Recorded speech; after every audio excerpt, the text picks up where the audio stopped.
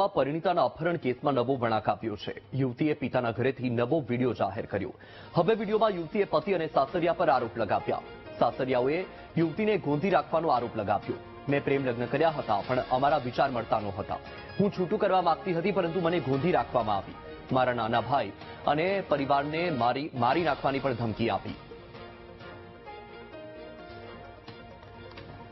તો ગાંધીનગરના દહેગામમાંથી આ કિસ્સો પ્રકાશમાં આવ્યો છે કે જ્યાં એક તરફ ધોળા દિવસે એક યુવતીનું ઘરમાંથી ખેંચીને અપહરણ કરવામાં આવ્યું। યુવતીના પતિએ આરોપ લગાવ્યા કે તેના સાસરિયા પક્ષના લોકો આવીને મારીને ધમકાવીને આ યુવતીને અપહરણ કરીને લઈ ગયા અને પોલીસ ફરિયાદ પણ નથી લઈ રહી। બીજી તરફ સીસીટીવીમાં આ યુવતી એ જે શખ્સો ત્યાં આવ્યા હતા તેમને એવું કહેતી પણ સંભળાઈ રહી હતી કે ભાઈ મારે નથી આવવું, મને અહીંયા જ રહેવા દો। ત્યારબાદ પોલીસે ફરિયાદ નોંધી અને જે લોકો હતા સીસીટીવીના આધારે તેમની અટકાયત પણ કરવામાં આવી। અને હવે આ જે કિસ્સો છે તેમાં એક નવો જ વળાંક સામે આવ્યો છે। યુવતીનો એક વિડીયો સામે આવ્યો છે, તેમાં એ કહી રહી છે કે અમારા વિચાર નહોતા મળતા અને મને છૂટવું જોઈએ છે। હું જમવા બેઠો હતો, પછી થોડી વાર રહીને 2 વાગ્યાની આજુબાજુ અજાના 4-5 જણા આયા અને અંદર મારઝૂડ કરી અને મારા બૈરાને મારઝૂડ કરીને ઉઠાઈને કિડનેપ કરીને લઈ ગયા છે અને દહેગામ પોલીસ સ્ટેશનમાં ગયા હતા, પણ હજી સુધી 2 વાગ્યાનો બનાવ છે, હજી સુધી કોઈ એક્શન લીધું નહીં। એટલે મારા બૈરાને આ લોકો જે લઈ ગયા છે મારી નાખે તો મારે શું કરવાનું? હજી કોઈ એક્શન લીધું નહીં, કઈ એફઆઈઆર ફાટી નહીં। 6 વર્ષમાં કોઈ પણ જાતના શારીરિક કે માનસિક દબાણ વગર મારા માતા પિતા પાસે આવેલી છું।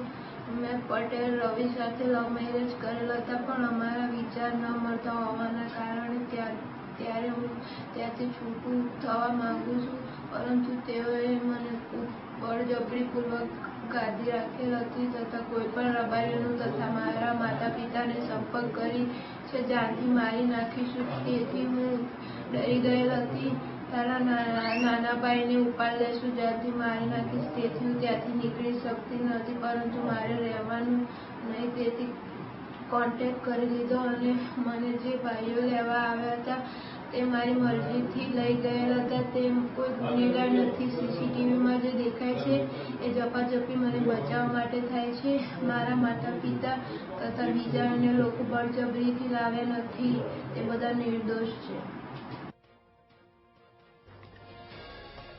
દહેગામમાં પરિણીતા અપહરણ કેસમાં મહત્વનો ખુલાસો। યુવતી અને યુવકના 4 મહિના પહેલા જ કોર્ટ મેરેજ થયા હતા। રવિ પટેલ છેલ્લા 2 મહિનાથી તેમની પત્ની સાથે રહેતા હતા।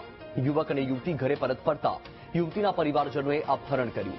રવિ પટેલ નામના યુવક સાથે યુવતીના લગ્ન થયા હતા। બંને જુદા જુદા સમાજના હોવાના કારણે પરિવારને પ્રેમ લગ્ન મંજૂર નહોતા। અપહરણ કરનાર 7 આરોપી સામે ફરિયાદ નોંધાઈ, 1 આરોપીની ધરપકડ થઈ। દહેગામમાં રહેતા રવિ પટેલ એમની પત્ની સાથે છેલ્લા 2-1 મહિનાથી દહેગામ ખાતે રહેતા હતા।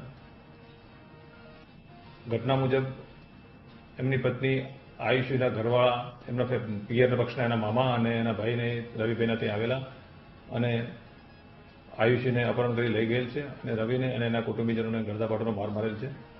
આ બાબતે પોલીસે અપહરણની ફરિયાદ દાખલ કરી છે। 1 આરોપી એરેસ્ટ કરેલ છે, બાકીના આરોપી અને ભોગ બનનારની શોધખોળ ચાલુ છે।